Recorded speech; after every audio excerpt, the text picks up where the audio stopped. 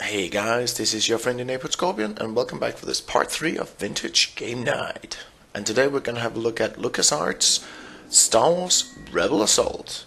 The game was released in '93, which means this is now 24 years old. And I'm fairly sure that I would have freaking loved this game had I played it back when it came out, because you get to be the hero of Episode 4, with a little rewrite of course. When I booted up the game, I was really taken in by the great opening cinematic, and I really had a strong nostalgic feeling. The graphics of the game must have been somewhat of groundbreaking when it came out, because it's really nice to look at least the cutscenes, with some actual film footage that has been rendered into the video game, and some nice voice acting, where they actually try to sound a bit like the counterparts from the movies.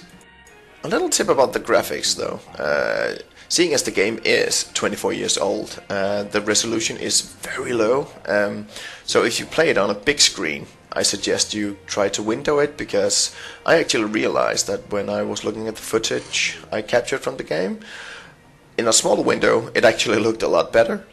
And seeing as you'll have to go through several levels where you have to dodge some of the environments, it is a very good idea to window it so you can actually see what the hell's going on when you're flying around. Let's have a look at the story and the gameplay. You play as Rookie 1, an upcoming Rebel Alliance pilot, and of course you have to go through your little tutorial with a couple of easy missions to show off how the spaceships work in the game. And I say easy because I'm really sure that they were meant to be easy, but because of the really sluggish controls, they were actually pretty hard. Which turned out, as you can see now, in some very unimmersive flying skills, because it's really impossible to actually keep somewhat of a steady line unless you're banking fully to left or right. And when you have the bad controls in combination with the difficulty of actually judging when you will hit the side of the canyon, it can get kinda hurtful for your little plane. A quick little pro tip to counter some of these annoying things is to go into your settings and turn down your frame rate from, I believe it's 15 as standard, down to 10. That will actually help with the shitty controls of the plane, but it will in no way get it to go away. After you're done with the first 2 tutorial missions, which aren't that bad, you will encounter 2 that are very rage-inducing. Because 1, you're never sure when in this asteroid belt the asteroids will actually hit you, and the aiming is very wonky at best.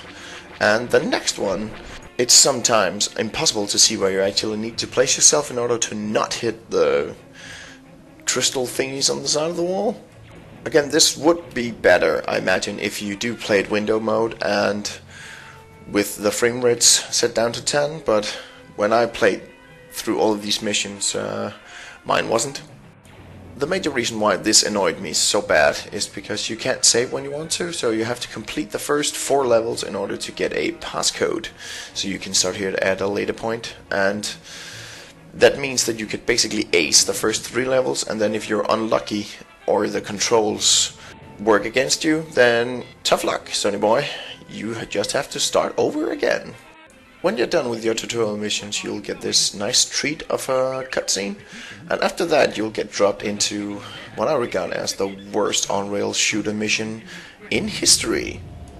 The mission itself is focused around an attack on a Star Destroyer, and every stupendous flaw in the control scheme is really showed off to a massive extent here, because when your ship, your X-Wing, is actually somewhat flying straight, it's okay to aim and shoot, but the level itself kind of pulls in your X-Wing from time to time, and you can of course also yourself move a bit around, but as soon as you do that, your aiming is just way off and it's hard to get back to center. And seeing as it's hard to aim, you will see this a lot.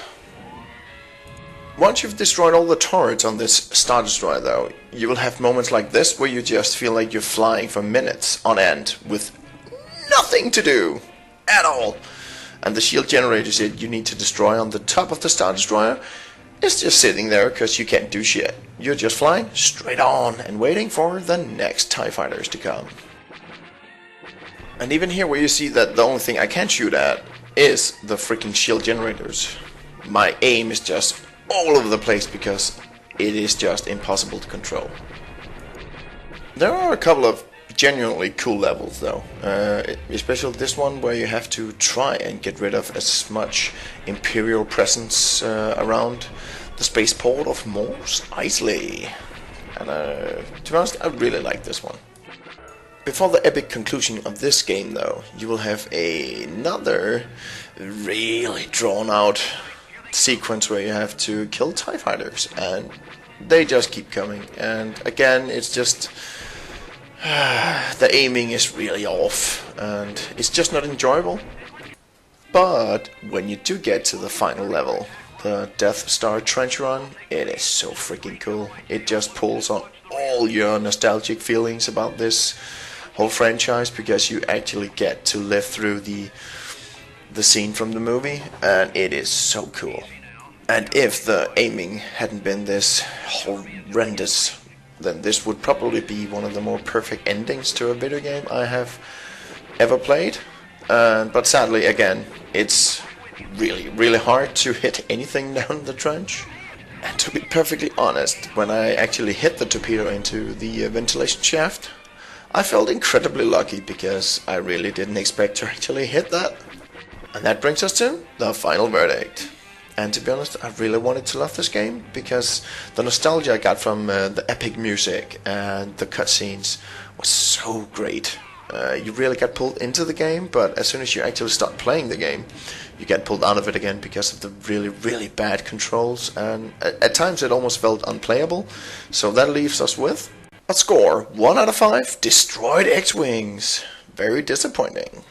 And that's it for this episode of Vintage Game Night. If you enjoyed, then please leave a like and maybe even subscribe for more content in the future. And if you do have any suggestions for future games I should look at, then leave it in the comments below. You have defeated me, this time.